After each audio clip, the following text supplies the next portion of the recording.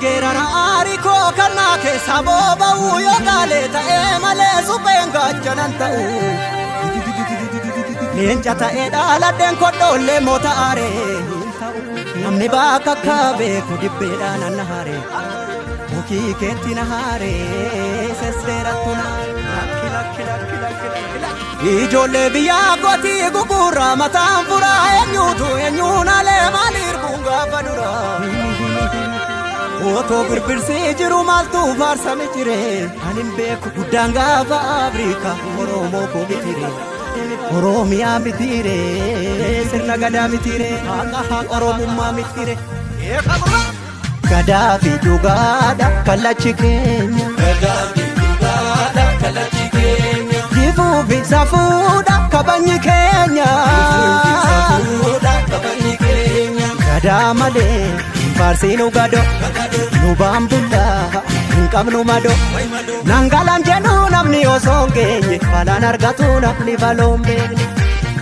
Nyaartullee hinnaa'u gonka dhugaa irraa maaltu na dhorka. Eessatti kufee namni dhugaaf buune galgalaan tolu namni sobaaf duune.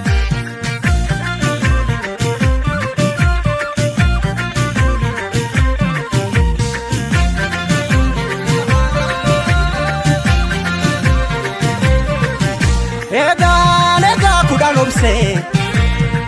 kudhan oksee kudhan numa gorsee himadinaan ani fuguugitti dabse obsii dangaa darbu qaba harki bokkuu qabe boodees numa qaba natu si baata situ of dadhaba obsuu fi dhoksuu koo dabuma seete ni beekti garaan koosa kana goote